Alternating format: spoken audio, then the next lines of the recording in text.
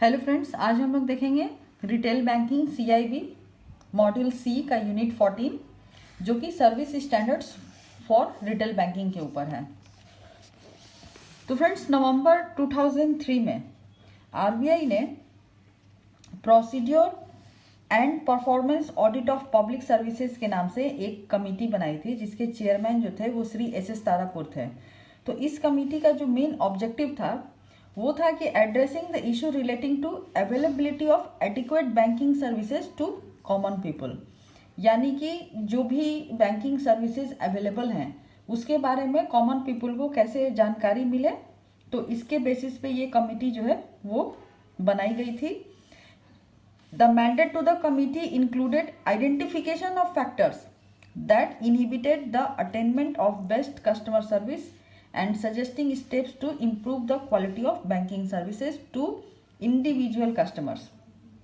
ये कमेटी का काम होता था कि ये ऐसे फैक्टर्स को आइडेंटिफाई करती थी जिससे कि बेस्ट कस्टमर सर्विस जो है वो दिया जा सके, और अगर उसमें कोई सजेशन की ज़रूरत होती थी इम्प्रूवमेंट के लिए, जिससे कि क्वालिटी ऑफ बैंकिंग सर्विसेज को इम्प्रूव किया जाए, तो ऐसे सजेशन भी वो सजेस्ट करती थी।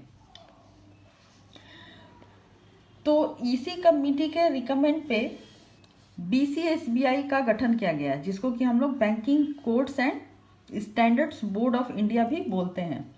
ये सेटअप हुआ था 18 फरवरी 2006 में।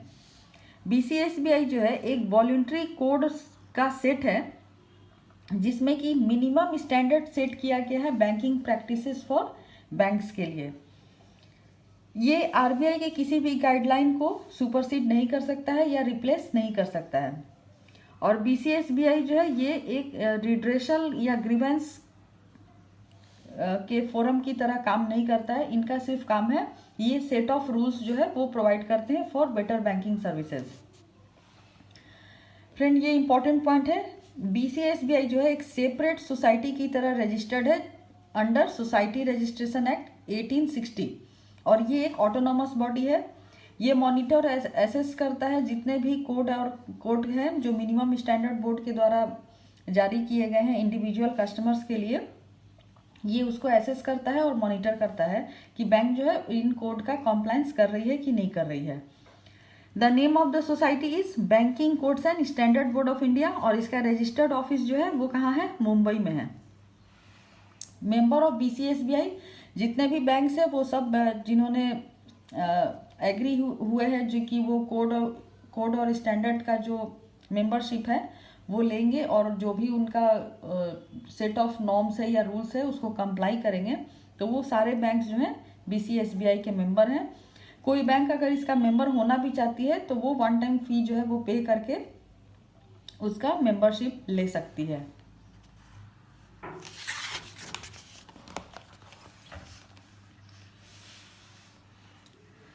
तो अभी एट प्रेजेंट 26 मार्च 2018 का यहाँ पे फ्रेंड्स डेटा दिया हुआ है। तो 65 scheduled commercial bank, 18 urban cooperative bank और 7 RRB और 3 स्मॉल फाइनेंस बैंक, ये सारे इसके एट प्रेजेंट जो है मेंबर हैं। अभी BCSBI का मेन एम और ऑब्जेक्टिव क्या है?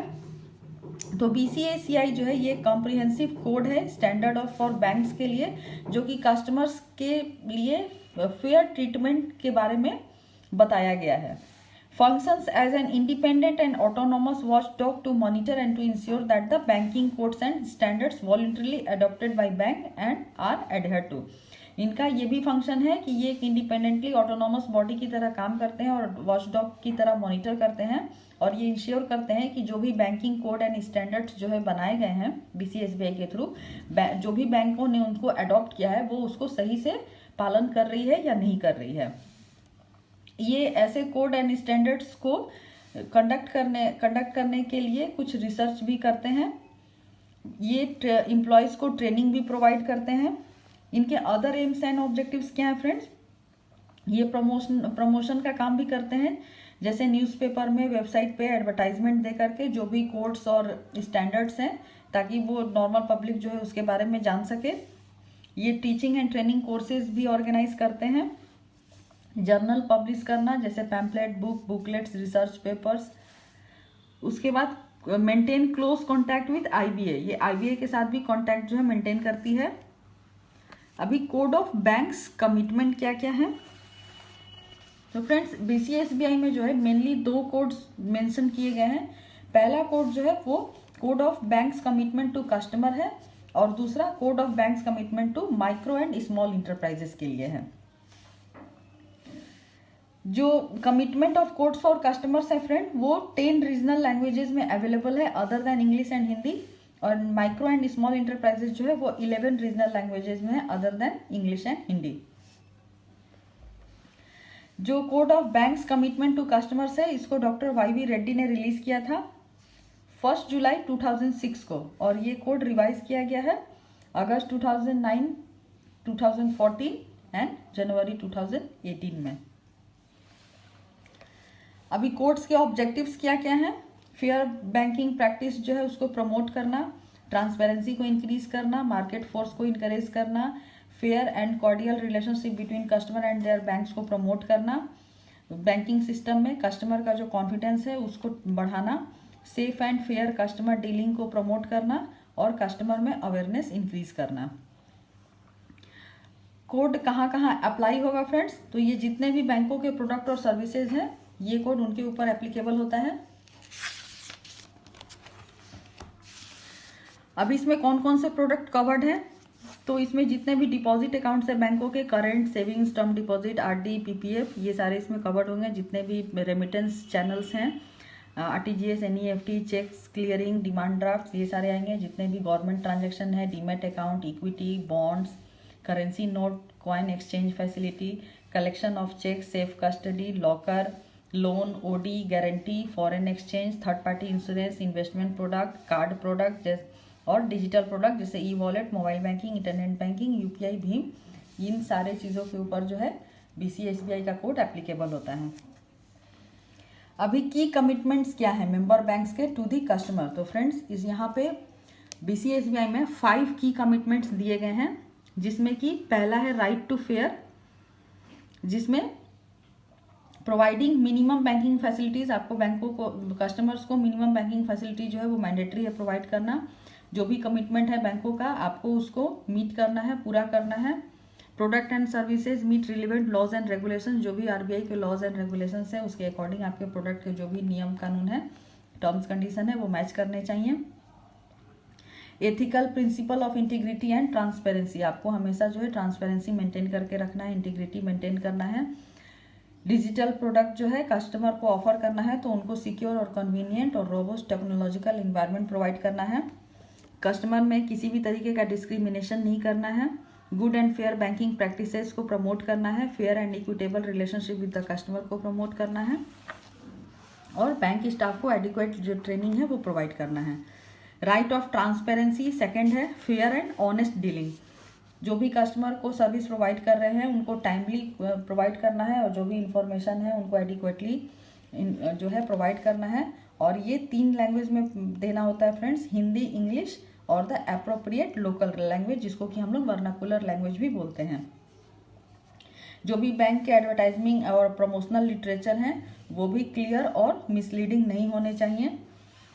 कस्टमर को जो है कंप्लीट इन्फॉर्मेशन देना है किसी भी प्रोडक्ट और सर्विसेज के बारे में, मिनिमम बैलेंस रिक्वायरमेंट कितना है, इंटरेस्ट रेट क्या है, सर्विस चार्जेस क्या हैं, ये सारे उनको बताने हैं। और ये हम लोग फॉलोइंग मेथड्स के थ्रू उनको बता सकते हैं, बाई सेंडिंग एसएमएस और ईमेल, इलेक्ट्रॉनिक और print media, website and display on branch notice board. तो ये 4 तरह से हम लोग कस्टमर को इन्फॉर्म कर सकते हैं। Giving customers information on the facility provided to them and how they can avail of this and whom and how they may contact for addressing their queries.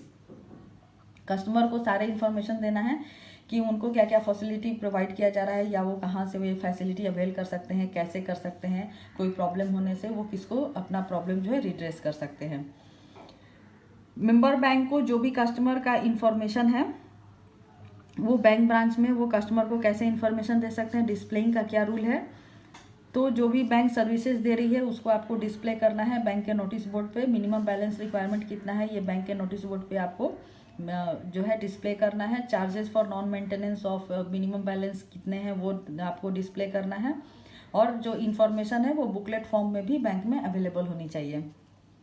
उसके बाद वेबसाइट पे पॉलिसीज के बारे में क्या क्या डिस्प्ले करना है, तो जो भी बैंकों के डिपॉजिट है, चेक कलेक्शन पॉलिसी है, grievance redressal policy, compensation policy, collection of dues and securities, repossession, charter of customer right, customer protection policy, limited liability in respect of unauthorised electronic banking transaction, facilities for senior citizen and differently abled person, ये सारी policy जो है bank के website पे available होनी चाहिए। अभी to increase awareness of the code among customer, the member banks will provide customers with a copy of the code. अगर कोई कस्टमर को कॉपी जो है BCSBI के कोड की कॉपी की जरूरत है तो उसको आपको प्रोवाइड करना है और इसका जो कॉपी है वो बैंक के एवरी ब्रांचेस में अवेलेबल होना चाहिए और साथ साथ वेबसाइट पे भी अवेलेबल होना चाहिए। स्टाफ जो है उनको BCSBI कोड के बारे में इंफॉर्मेशन होना चाहिए, उनको ट्रेंड किया जाना चाहिए और हमेशा जो है ब्रांच में एक कस्टमर मीटिंग जो है वो अरेंज करना चाहिए periodically for the provisions of the code. तीसरा जो है वो है राइट टू सूटेबिलिटी। तो राइट टू सूटेबिलिटी में है फ्रेंड्स कि जो भी कस्टमर को प्रोडक्ट ऑफर किए जाएंगे वो कस्टमर के नीड बेस्ड होंगे, यही राइट ऑफ सूटेबिलिटी है। राइट टू प्राइवेसी क्या है कि कस्टमर के किसी भी पर्सनल इंफॉर्मेशन को जो है आपको प्राइवेट और कॉन्फिडेंशियल रखना है, ये किसी के साथ शेयर नहीं करना है। फिर है right to grievance redressal and compensation. अगर कोई कस्टमर जो है कोई ग्रीवेंस या कंपनसेशन के लिए क्लेम करता है तो आपको क्विकली और सिंपैथेटिकली उसको डील करना है और अगर उसमें कोई मिस्टेक है तो उसको प्रॉम्प्टली करेक्ट करना है, कस्टमर के कंप्लेंट को प्रॉम्प्टली हैंडल करना है। उसके बाद providing suitable alternative avenues to alleviate problems arising out of technologies failure की वजह से अगर कोई प्रॉब्लम अराइज हुआ है तो उसको इमीडिएट जो है रेक्टिफाई करना है। इसके बारे में मेंबर बैंक्स को ब्रांच में क्या क्या डिस्प्ले करनी है, आपको जो भी नेम ऑफ ऑफिसर जो कि ग्रीवेंस रिड्रेसल ऑफिसर होता है उसका नाम बैंक के नोटिस बोर्ड पर डिस्प्ले होना चाहिए।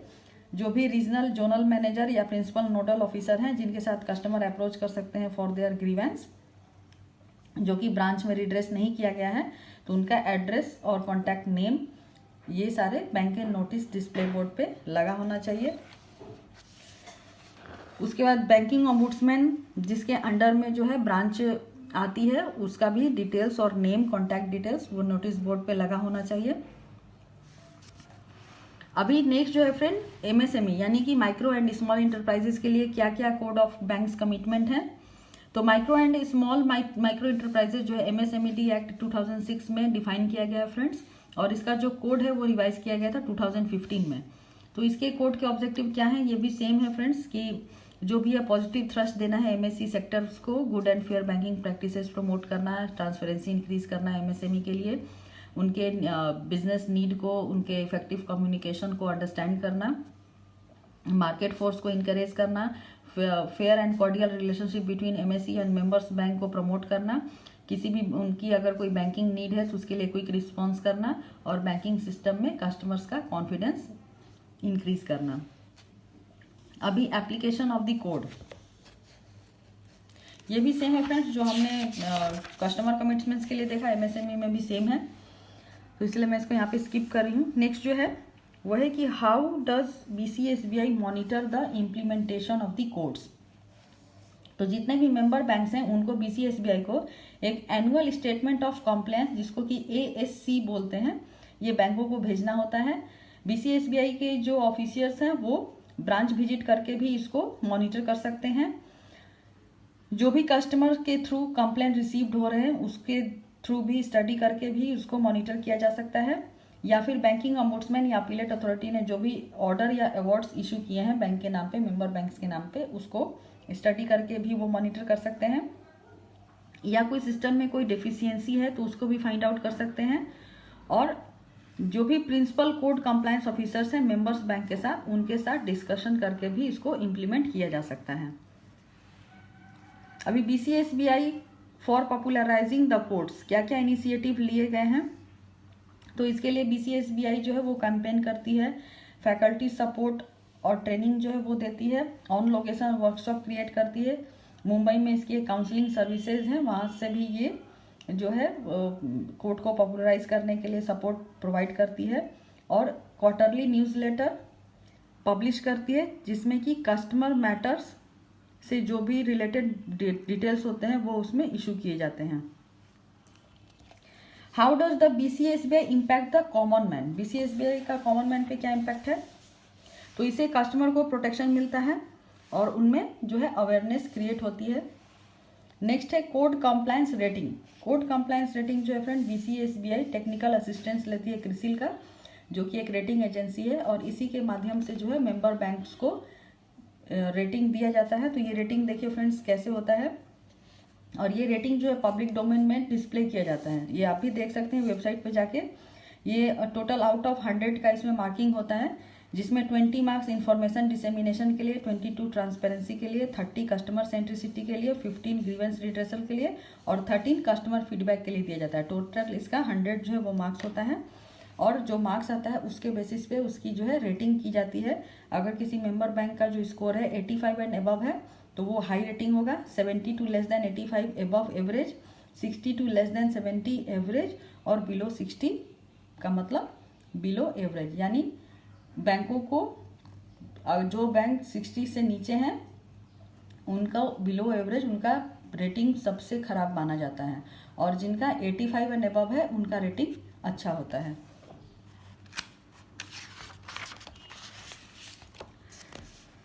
फिर है friends customer grievance handling mechanism. तो कस्टमर के जो ग्रीवेंस हैं उनको कैसे हैंडल करना है, उसका मैकेनिज्म क्या है?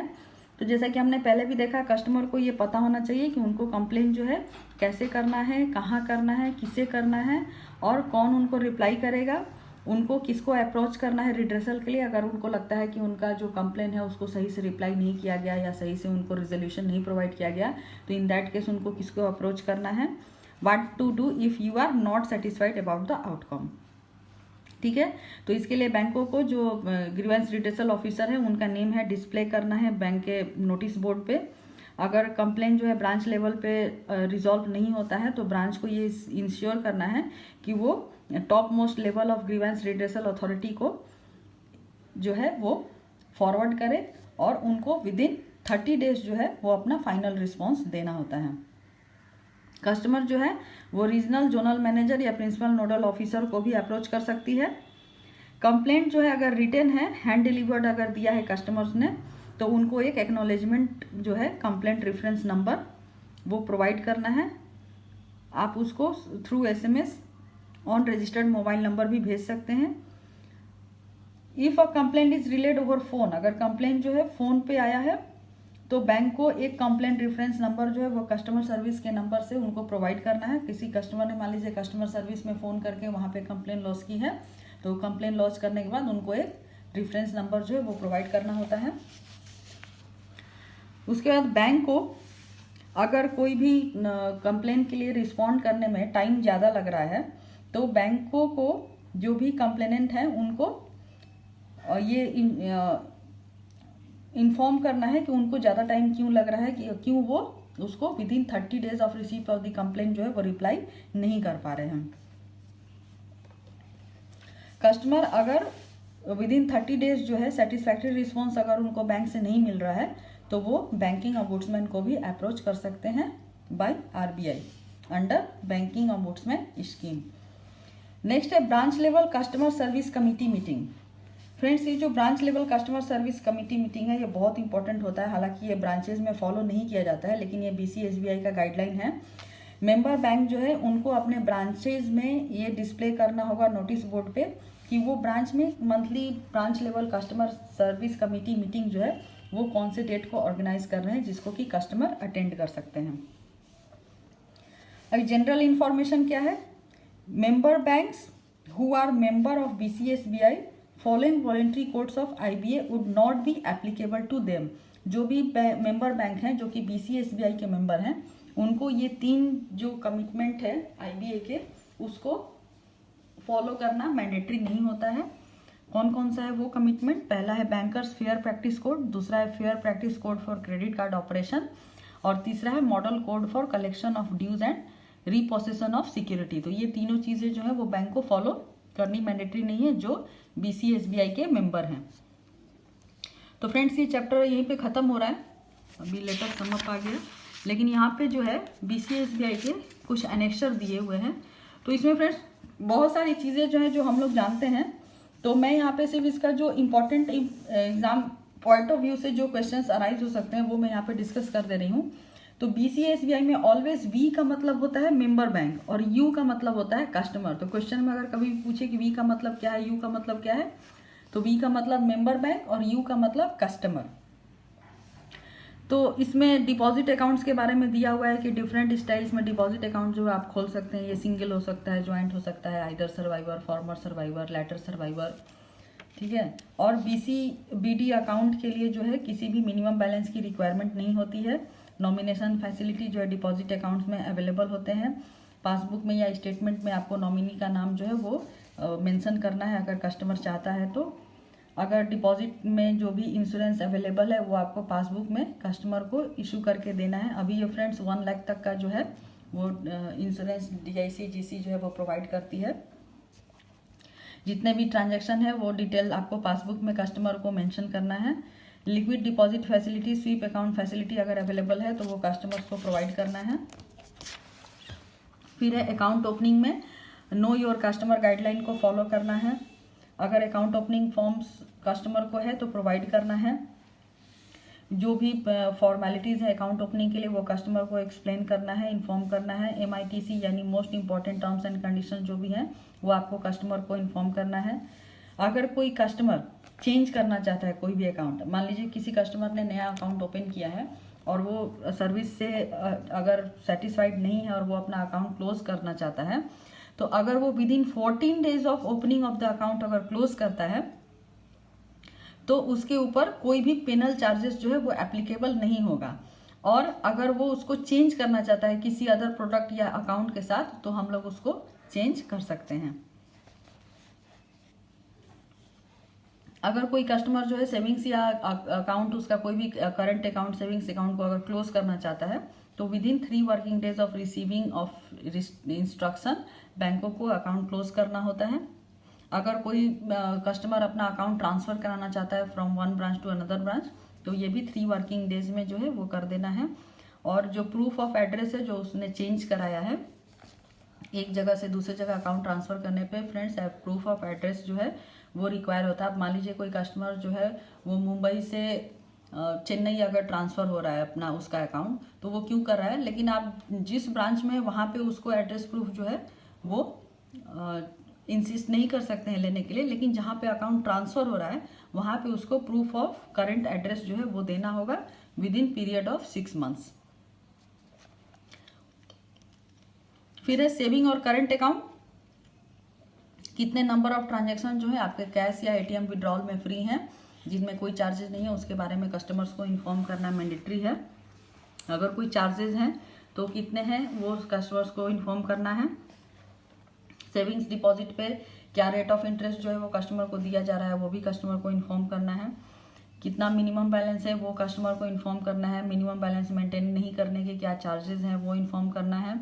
अगर मिनिमम बैलेंस मेंटेन करने का कोई जो अमाउंट है वो अगर चेंज हो रहा है फ्रेंड तो वो कम से कम 30 डेज इन एडवांस कस्टमर्स को इन्फॉर्म करना है। तो ये नॉर्मली अभी बैंक क्या करती है कस्टमर्स को ईमेल्स या SMS भेज देती है इन एडवांस कि हमारा जो मिनिमम बैलेंस नॉर्म्स है वो चेंज हो रहा है। अगर किसी कस्टमर के अकाउंट में बैलेंस जो है नहीं है या नहीं है तो मिनिमम बैलेंस चार्जेस के लिए बैंक जो है उनके बैलेंस को माइनस नहीं कर सकती है, ठीक है।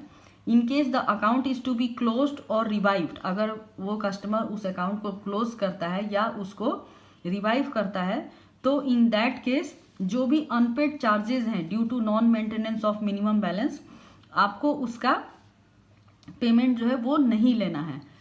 The charges for non maintenance of minimum balance to be maintain by you will be proportionate to the extent of shortfall observed. अभी नेक्स्ट है चार्जेस। चार्जेस जो है कस्टमर से कब कब लेने हैं, जब आप चेकबुक इशू कर रहे हैं, डुप्लीकेट स्टेटमेंट इशू कर रहे हैं, folio charges, ATM card charges, verification of signature, जो भी सर्विस चार्जेस हैं फ्रेंड्स तो वो सारे जो है कस्टमर को इन्फॉर्म करने हैं। अभी पासबुक और स्टेटमेंट तो ये मंथली कस्टमर को जो है इशू करना है।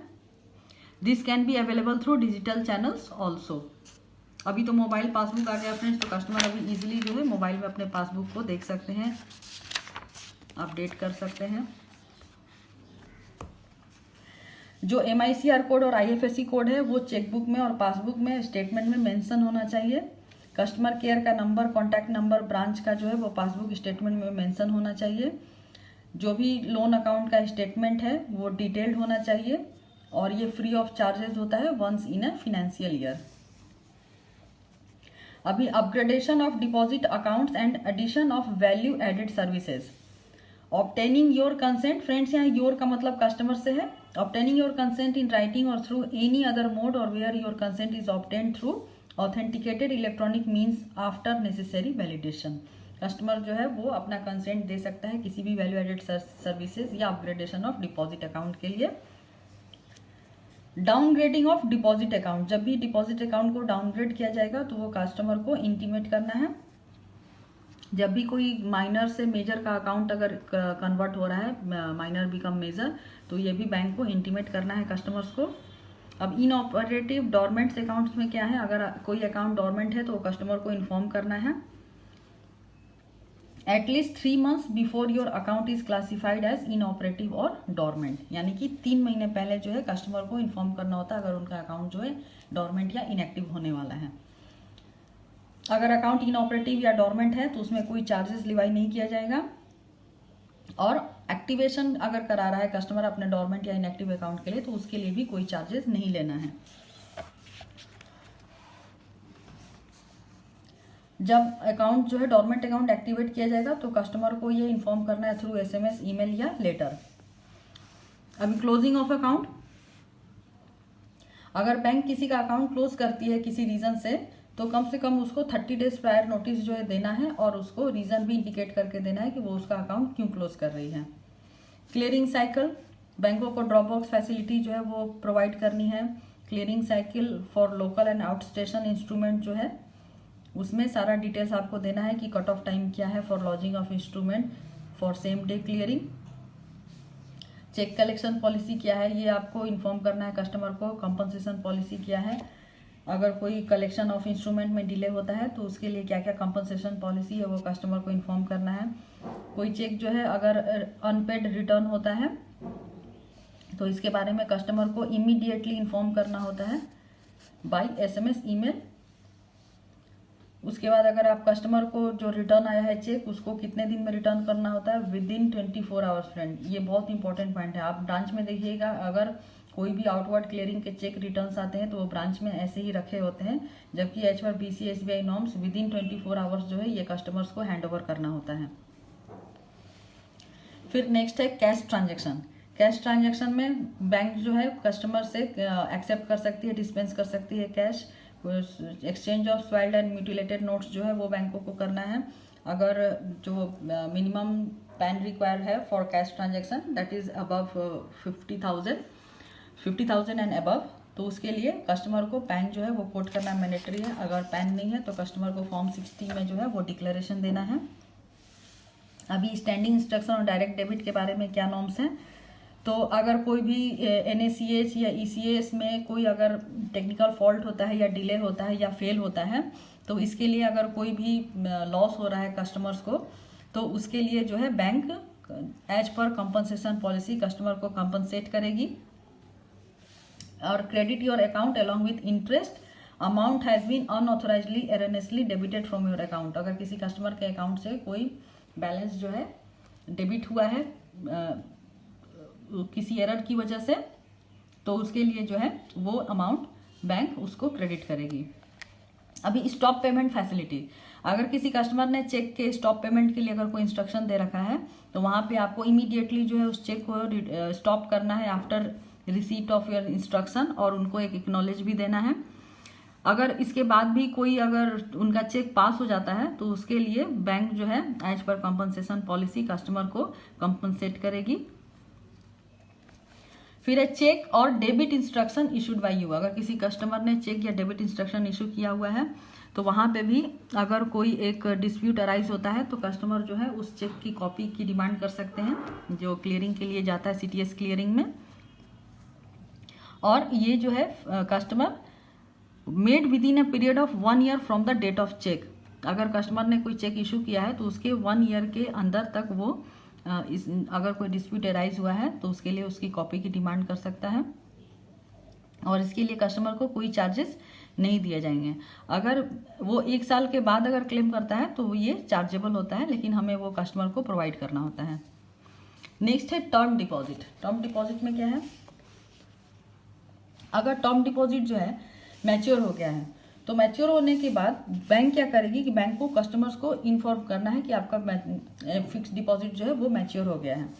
तो कस्टमर जो है उसको इन्फॉर्म करना है बैंकों को। अगर कोई इन्फॉर्मेशन जो है, कोई इंस्ट्रक्शन अगर कस्टमर के साइड से नहीं रिसीव होती है तो इन दैट केस वो डिपॉजिट जो है वो फर्दर रिन्यू किया जाएगा फॉर द सेम पीरियड। जिस मान लीजिए कोई एफडी 1 साल के लिए किया गया था और वो मैच्योर हो गया है, कस्टमर को इन्फॉर्म किया गया लेकिन उनके साइड से कोई भी इंस्ट्रक्शन नहीं मिला, तो वो फिक्स डिपॉजिट जो है सेम पीरियड के लिए फिर से रिन्यू हो जाएगा at the prevailing rate of interest, excluding ऐसे डिपॉजिट जो कि नॉन रिन्यूएबल है तो उनको रिन्यू नहीं करना है। अगर प्री मैच्योर विड्रॉल है, मान लीजिए उसमें फॉर्मर सर्वाइवर या आइदर सर्वाइवर मैंडेट दिया हुआ है और कस्टमर प्री मैच्योर विड्रॉल के लिए आया है, तो वहां पे ज्वाइंट मैंडेट लगता है फ्रॉम ऑल द डिपॉजिटर्स। आप किसी एक कस्टमर के सिग्नेचर पे प्री मैच्योर विड्रॉल जो है वो अलाउ नहीं कर सकते हैं। अभी settlement of claims in respect of deceased account holders, अभी उसमें क्या करना है। अगर कोई डेथ क्लेम आता है फ्रेंड्स, तो वो डेथ क्लेम में जो है आप प्री मैच्योर विड्रॉल जो है वो अलाउ कर सकते हैं और इसमें कस्टमर को वही रेट ऑफ इंटरेस्ट मिलेगा जितने दिन के लिए हमारे पास डिपॉजिट रहा है, लेकिन उसमें हम लोग कोई पेनल्टी नहीं लगाएंगे। ये विदाउट पेनल्टी होता है। जब भी डेथ क्लेम करिएगा ये जरूर ध्यान रखिएगा कि कस्टमर को पेनलाइज न किया जा रहा हो। नेक्स्ट है डेथ क्लेम सेटलमेंट्स के लिए टाइम लिमिट क्या है। ये बहुत इंपॉर्टेंट पॉइंट है फ्रेंड। ये है 15 days from the date of receipt, और ये 15 डेज जो है फ्रेंड ये 15 वर्किंग डेज होता है, इसको आप हमेशा ध्यान रखिएगा। 15 working days from the date of receipt of the claim. अभी अगर मान लीजिए कोई डिसीज अकाउंट हो गया, उसमें कोई पेमेंट आ रहा है या जा रहा है, तो उस केस में क्या करना है, तो वहां पे आपको जो भी नॉमिनी या सर्वाइवर है वो अगर आपको कोई ऑथोराइज कर रहा है या एग्रीमेंट कर रहा है आपसे, तो वहां पे जो है अकाउंट को चेंज करना है स्टेट ऑफ द डिसीज्ड के अकाउंट में, और आप इसमें क्रेडिट जो है अलाउ कर सकते हैं, लेकिन विड्रॉल जो है वो इसमें अलाउेबल नहीं होगा। ठीक वैसे ही अगर कोई पेमेंट आना है उसके अकाउंट में, तो अकाउंट होल्डर डिसीज जो है वो रिमार्क्स लिख के आप कोई भी पेमेंट जो है वो या तो रेमिट कर सकते हैं या मंगा सकते हैं अकाउंट में।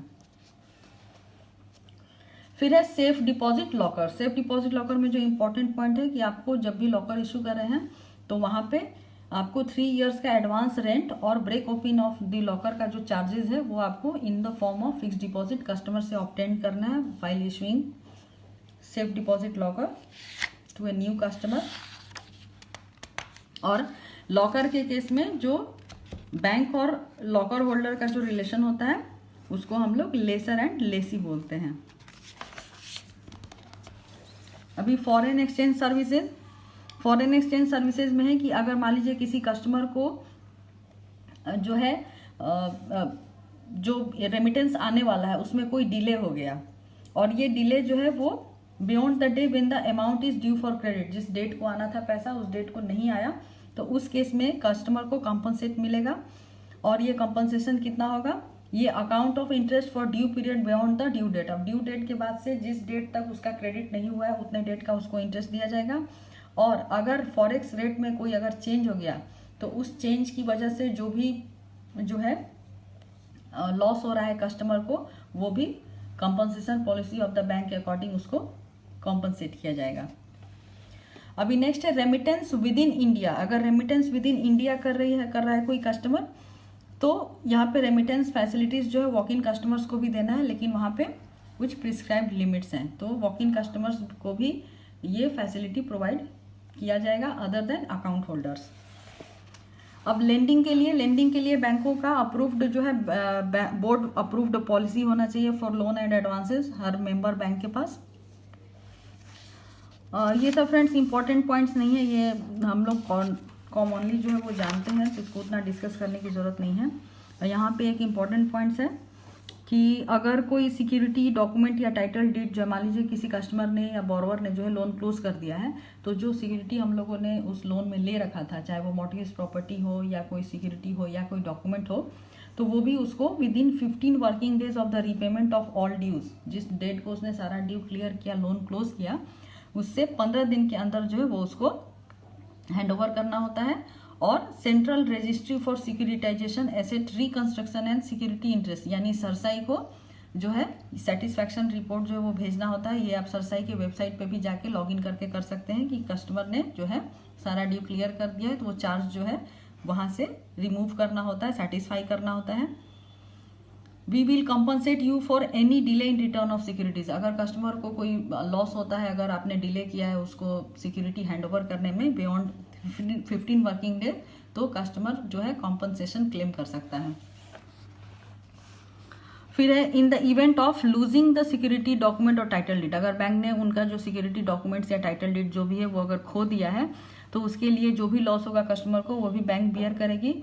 और जो भी सर्टिफिकेट या डॉक्यूमेंट है उसको अगर री इशू कराने में कोई अगर खर्च हो रहा है या कोई भी प्रॉब्लम हो रही है, तो बैंक उनको हर चीज़ में जो है असिस्ट करेगी और कॉम्पनसेट करेगी। नेक्स्ट है गारंटी, जो LC-BG जो बैंक इशू करती है। तो गारंटी में कोई उतना इंपॉर्टेंट पॉइंट्स नहीं है फ्रेंड्स, और यहाँ पे वो सारी चीज़ें हैं हम जो कि हम लोग नॉर्मली जानते हैं, इसको वहाँ डिस्कस करने की ज़रूरत नहीं है। नेक्स्ट है securitisation of loan card and dues.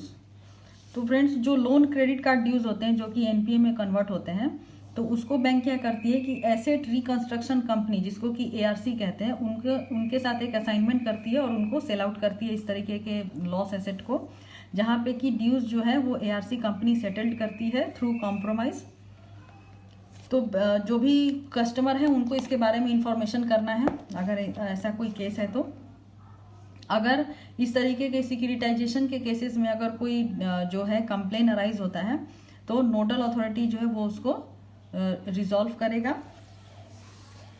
फिर है इलेक्ट्रॉनिक एंड डिजिटल बैंकिंग, इसमें फ्रेंड्स वही security of password, CVV pin किसी से शेयर नहीं करना है, किसी को इन्फॉर्म नहीं करना है। अगर कोई अनऑथराइज ट्रांजैक्शन होता है तो उसको कैसे डील करना है, ये सब चीज़ें इसमें हैं।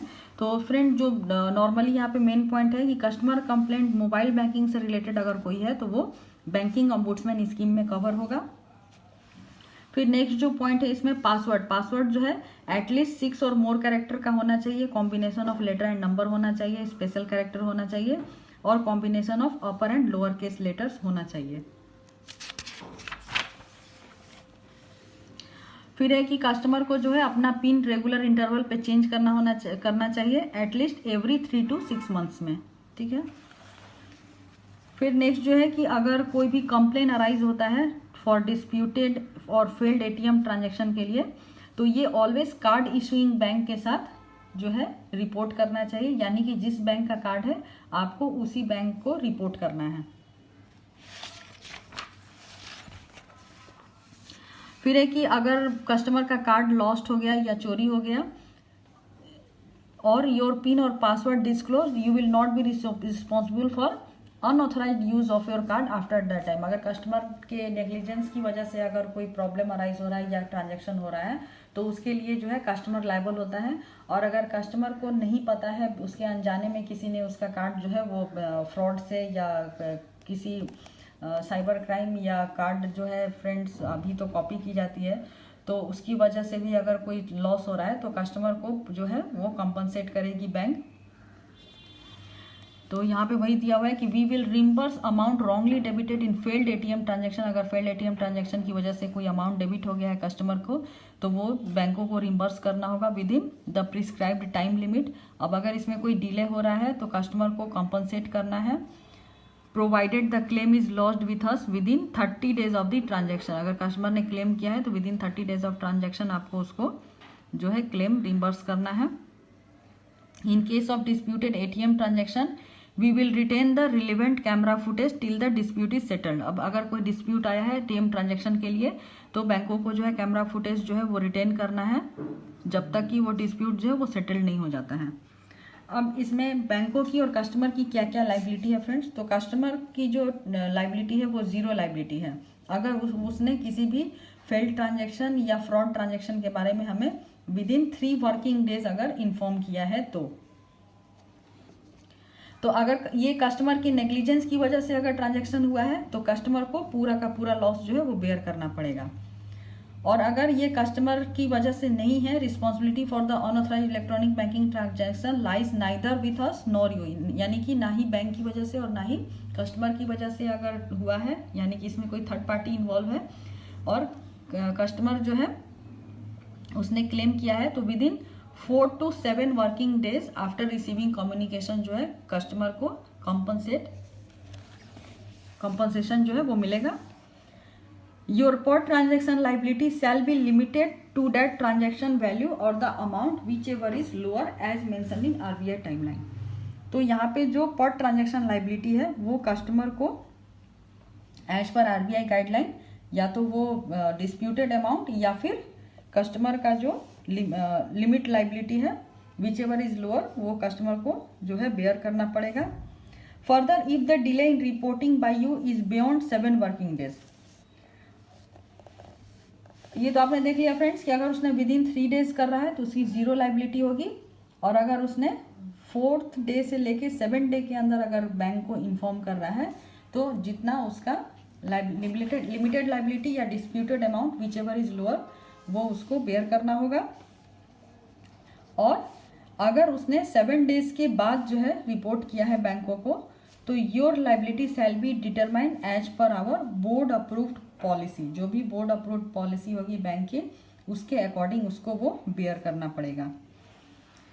नेक्स्ट है रिवर्सल टाइमलाइन फॉर 0 लाइबिलिटी। अगर 0 लाइबिलिटी है कस्टमर का तो उसको 10 वर्किंग डेज के अंदर जो है जब उसने बैंकों को इन्फॉर्म किया उसके इन्फॉर्म करने के 10 डेज के अंदर जो अनऑथराइज्ड ट्रांजैक्शन अमाउंट है वो उसको सेटल्ड करना है without waiting for settlement of insurance claim. और बोर्ड अप्रूव्ड पॉलिसी के अकॉर्डिंग अगर कोई सेटलमेंट देना है कस्टमर्स को तो वो 90 डेज से ज़्यादा जो है वो नहीं होना चाहिए from the date of receipt of the complaint. Credit card के केस में क्या है फ्रेंड्स, क्रेडिट कार्ड में अगर किसी कस्टमर ने क्रेडिट कार्ड को रिक्वेस्ट किया है कैंसिल करने के लिए या लिमिट को रिड्यूस करने के लिए या क्रेडिट कार्ड को सरेंडर करने के लिए तो विद इन 7 वर्किंग डेज जो है उसका रिक्वेस्ट आपका प्रोसेस करना होता है बैंकों को। अगर किसी कस्टमर ने ये मैंडेट दिया हुआ है जिसको कि हम लोग बोलते हैं card not present transaction requirement of additional factor authentication, यानी कि एडिशनल ऑथेंटिकेशन जो है फैक्टर ऑथेंटिकेशन उसको रिलैक्स करने के लिए अगर कस्टमर ने जो है कंसेंट दिया हुआ है तो बैंकों को उसको प्रोवाइड करना है। तो ये जो सीएनपी ट्रांजैक्शन का जो लिमिट है वो मैक्सिमम 2000 पर ट्रांजैक्शन तक है, यानी कि 2000 पर ट्रांजैक्शन तक जो उसको एडिशनल फैक्टर ऑथेंटिकेशन जैसे कि पिन हो गया या ओटीपी हो गया उसकी रिक्वायरमेंट नहीं होती है। ये आप डायरेक्ट कार्ड स्वाइप करेंगे और ये ट्रांजैक्शन जो है वो हो जाएगा। तो इसी को हम लोग सीएनपी ट्रांजैक्शन कहते हैं जहाँ पे कि किसी भी एडिशनल फैक्टर ऑथेंटिकेशन की जो है रिक्वायरमेंट नहीं होती है। तो इसमें अगर कस्टमर ने कंसेंट दिया हुआ है तो उसको एक्टिवेट करने का ऑप्शन जो है कस्टमर के पास होता है। अभी क्रेडिट कार्ड स्टेटमेंट ये टाइमली कस्टमर्स को जो है प्रोवाइड करना है। अगर स्टेटमेंट में कोई रॉन्ग बिलिंग है या कोई अननोटिफाइड चार्जेस हैं और क्रेडिट कार्ड इशूअर जो बैंक है उसने अगर उसको रिवर्स किया है तो ये रिवर्सल जो है वो बैंक क्रेडिट कार्ड बैंक जो है वो सीआईसी को रिपोर्ट नहीं करेगी। जो रिवर्सल ऑफ चार्जेस जो है वो सेटल्ड है तो उस केस में जो क्रेडिट कार्ड बैंक है वो सीआईसी को इन्फॉर्म करेगी, यानी कि रॉन्ग बिलिंग अननोटिफाइड चार्जेस जो है वो सीआईसी को इन्फॉर्म नहीं करना है बैंकों को। अभी यहाँ पे एक वर्ड है friend quid pro Q. Quid pro Q क्या है कि when you avail a banking services or product from us, we will not compel you to purchase, subscribe to any third party product। यानी कि bank जो है वो किसी भी कस्टमर को कंपेल नहीं कर सकता है कोई भी प्रोडक्ट को परचेज या सब्सक्राइब करने के लिए जो कि थर्ड पार्टी प्रोडक्ट जो हम लोग क्रॉस सेलिंग करते हैं तो वो कस्टमर को जो है ज़बरदस्ती नहीं देना है, अगर कस्टमर का कंसेंट है तभी देना है। नेक्स्ट है We will ensure that the statement policy document will be delivered to you within 30 days from the completion of all the formalities। जो भी स्टेटमेंट, ये फ्रेंड्स थर्ड पार्टी प्रोडक्ट्स के बारे में है। जो भी हम लोग म्यूचुअल फंड, इंश्योरेंस या क्रॉस सेलिंग में जो भी प्रोडक्ट जो है थर्ड पार्टी प्रोडक्ट बैंकों को, कस्टमर्स को ऑफर की जाती है, तो अगर कस्टमर ने कोई पॉलिसी या कोई म्यूचुअल फंड या कोई भी इन्वेस्टमेंट जो है वो किया है आपके साथ, तो उसका जो रिलेटेड डॉक्यूमेंट है या स्टेटमेंट या सर्टिफिकेट जो भी है वो आपको 30 डेज के अंदर जो है कस्टमर को प्रोवाइड करना होता है। उसके बाद बैंकों को ये भी अरेंज करना है कि आफ्टर सेल सर्विसेज जो है वो कस्टमर को मिलता रहे, जैसे कि SIP का reminder, latest NAV, date of maturity, due date of payment of premium, इन सब चीज़ों के बारे में कस्टमर को जो है वो आफ्टर सेल सर्विसेज जो है आपको प्रोवाइड करनी है। नेक्स्ट जो लास्ट है वो है गेटिंग रिकॉर्ड्स। कोई कस्टमर को अगर उसकी रिकॉर्ड की ज़रूरत है, उसको उसका कोई ट्रांजेक्शन का रिकॉर्ड या कोई पास्ट हिस्ट्री ट्रांजेक्शन रिकॉर्ड चाहिए, तो कस्टमर जो है उसकी डिमांड कर सकता है। अगर वो कॉस्ट बेसिस है तो बैंक उसको कॉस्ट एट अ कॉस्ट जो है प्रोवाइड करेगी with in the prescribe preservation period of such record. और अभी ये फ्रेंड्स जो रिकॉर्ड प्रिजर्वेशन का जो पीरियड है वो 10 ईयर्स है। तो अगर 10 ईयर्स के अंदर का जो रिकॉर्ड अगर कस्टमर को चाहिए तो वो ऑन कॉस्ट बेसिस बैंक को अप्लाई करके ले सकता है, और बैंकों को जो है ये रिकॉर्ड प्रिजर्व करके रखना होता है। तो फ्रेंड्स इसी के साथ हमारा ये यूनिट 14 है यही खत्म होता है। तो नेक्स्ट वीडियो में हम लोग नेक्स्ट टॉपिक के साथ मिलेंगे। अगर आपको हमारा चैनल अच्छा लग रहा है तो आप हमारे चैनल को लाइक करिए, शेयर करिए, सब्सक्राइब करिए। नेक्स्ट वीडियो में हम लोग नेक्स्ट टॉपिक के साथ मिलेंगे। तो तब तक के लिए keep watching our channel and thank you for watching this video.